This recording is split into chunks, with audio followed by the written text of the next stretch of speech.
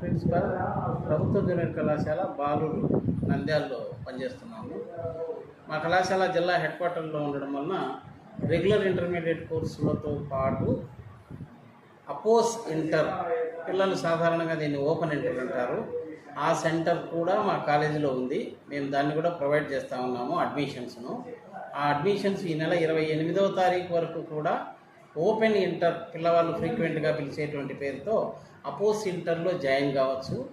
రెగ్యులర్గా ఎవరైతే కళాశాలకు రాకుండా వాళ్ళ పనులు వాళ్ళు చేసుకుంటూ పరీక్షలకు మాత్రమే హాజరై రాయాలనుకుంటారో అలాంటి వాళ్ళకు మంచి అవకాశం అది.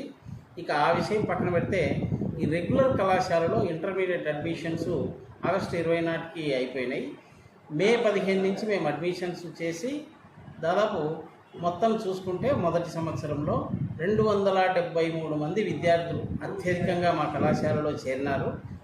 6 గ్రూపులు, 4 జనరల్ గ్రూపులు, 2 వొకేషనల్ గ్రూపులు, మొత్తం 6 గ్రూపులలో జాయిన్ అయినారు. గవర్నమెంట్ ఈ సంవత్సరం ప్రత్యేకంగా పిల్లవాళ్ళ మీద దృష్టిని పెట్టి, పిల్లవాళ్ళ మీద వాళ్ళ సంక్షేమం మీద దృష్టి పెట్టి టెక్స్ట్ పుస్తకాలు, మంచి నోట్ పుస్తకాలు, అలాగే బ్యాగ్స్ కూడా వాళ్ళకు సప్లై చేయడం జరిగింది. టెక్స్ట్ పుస్తకాలు చాలా కొత్త బుక్స్, మంచి బుక్స్ పిల్లలందరికీ మేము సర్వ్ చేశాము, ఇచ్చాము. అలాగే నోట్బుక్స్ చూసుకుంటే సైన్స్ విద్యార్థులకు 12 పుస్తకాల చొప్పున, ఆర్ట్స్ వొకేషనల్ విద్యార్థులకు 10 పుస్తకాల చొప్పున వాళ్ళకు కూడా సప్లై చేయడం జరిగింది. ప్రతి విద్యార్థికి ఒక బ్యాగును కూడా సప్లై చేయడం జరిగింది.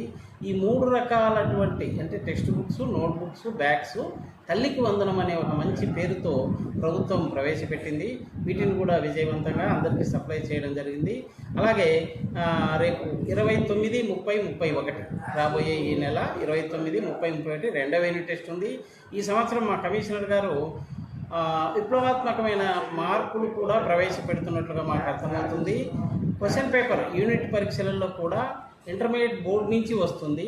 దాన్ని మేము ఏ రోజు ఆ రోజు పిల్లలతో పరీక్ష నిర్వహించాల్సి ఉంటుంది. సో ఈ అవకాశాన్ని పిల్లలందరూ బాగా ఉపయోగించుకుంటారని, కళాశాలకు మన నంద్యాల పట్టణానికి మంచి పేరు తెస్తారని ఆశిస్తున్నాను. Thank you.